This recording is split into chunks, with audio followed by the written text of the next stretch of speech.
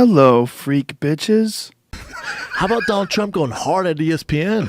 Yeah, but he's wrong. He's like, so people are wrong. leaving. No, their ratings are up. Like, that's so crazy. Ratings aren't up. Are they down? Yeah, Not they're because down. of that, though. Not because of him. People leaving cable and cable cutters. Somebody said that the ratings are up, though. Yeah, They're like recent ratings. maybe because maybe of with- football, I don't know. I just read things and I just go with them. Yeah.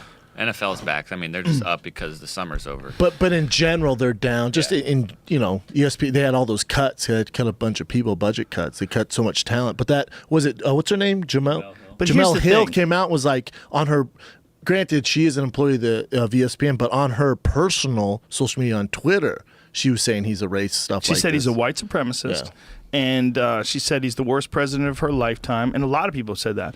It's just the fact that she's a public media figure, so everybody wanted her fired. And this is like this weird outrage culture we live in. Right? She's entitled to her fucking opinion. Now, the thing is, does ESPN want people on their network being all political and talking about shit like that on their social media? And do they have rules about that? Because some companies do have rules about that. Whether you agree with those rules or not, some companies do have rules on what you can and can't say on social media. But here's the thing that I found fascinating. Donald Trump didn't talk about her. He talked about ESPN. And I thought that was a chicken shit thing to do. Like, there was a woman who works for ESPN. African Hold on. American. Oh, yes, that's true. That's what I'm going to say. There's a woman that works for ESPN, a very specific person, not ESPN, telling lies, should apologize, or whatever the fuck he wrote. He didn't call her out. He didn't call her out. I think he was like, he knows you can't do it, especially not now when everybody thinks you're a white supremacist. Can't You're call gonna pick up- on the black lady. Yep. He He's pick like, on "Oh." Rosie O'Donnell all day long, right? He'll go after everybody else, call him a loser. The girl at Miss America in her little speech slammed him too. She would said a whole bunch of shit about him, and Did you see this, apparently Joe? no one's really Who's the getting. host? Is that Kirk Cameron? No, Looks I like don't Kirk know. Cameron. That's homeboy from Survivor.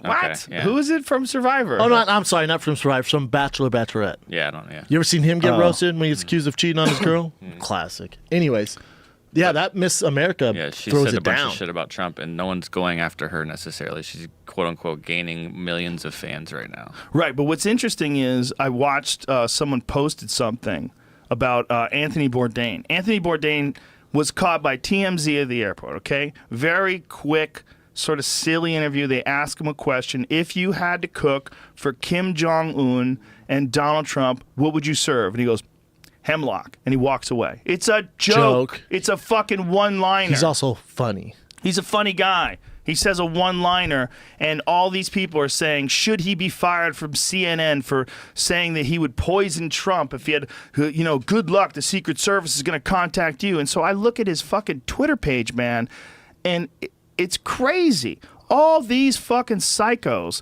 are telling the Secret Service they should investigate at CNN. God. Are you going to fire him like you fired Reza Aslan? What's wrong with people, man?